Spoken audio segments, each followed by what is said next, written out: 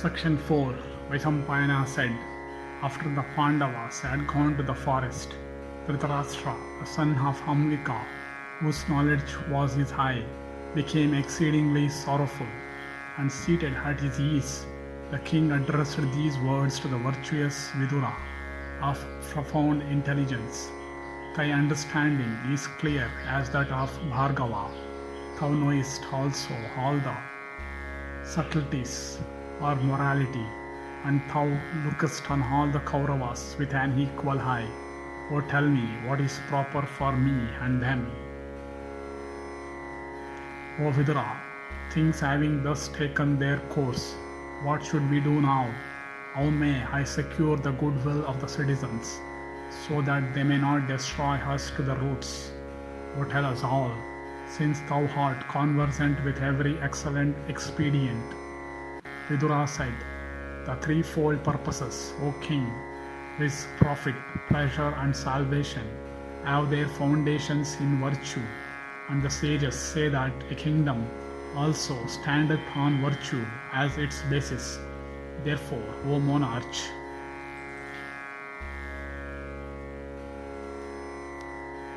according to the best of thy power, cherish thou virtuously thy own sons and those of Pandu, that virtue that had been beguiled by wicked souls, with Subala's sons at their head.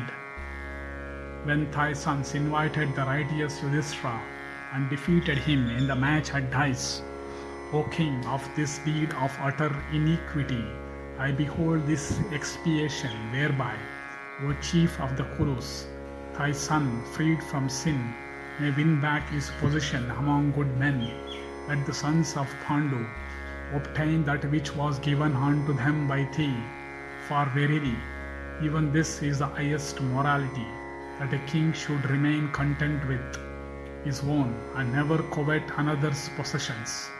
Thy good name then would not suffer, nor would family dissensions ensue, nor unrighteousness be thine. This then is thy prime duty now, to gratify the Pandavas and disgrace Sakuni. If thou wishest to restore to thy sons the good fortune they have lost, then, O king, do thou speedily adopt this line of conduct. If thou dost not act so, the Kurus will surely meet destruction, for neither Bhimasena nor Arjuna, if angry, will leave any of their foes unslain. What is there in the world which is unattainable to those who count among their warriors, Savyasachin, skilled in arms, who have the Gandiva, the most powerful of all weapons in the world, for their bow, and who have amongst them the mighty Bhima also as a warrior. Formerly, as soon as thy son was born, I told thee, forsake thou this inauspicious child of thine. Herein lieth the good of thy race, but thou didst not then act accordingly. Nor else, O king, have I pointed out to thee the way of thy welfare. If thou dost as I have counselled, thou shalt not have to repent afterwards. If thy son consent to reign in peace, jointly with the sons of Pandu, passing thy days in joy, thou shalt not have to repent. Should it be otherwise, abandon thou thy child for thy own happiness. Putting Duryodhana aside, do thou install the son of Pandu in the sovereignty, and let, O king, Ajatashatru, free from passion, rule the earth virtuously. All the kings of the earth, then like Vaishyas, will without delay pay homage unto us.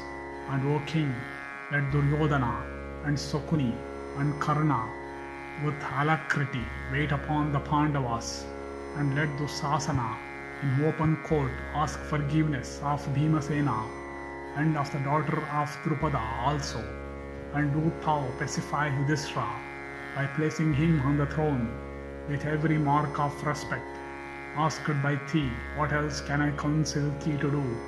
By doing this, O monarch, thou wouldst do what was proper. Dhritarashtra said, these words, O Vidura, then thou hast spoken in this assembly, with reference to the Pandavas and myself, are for their good, but not for ours. My mind doth not approve them.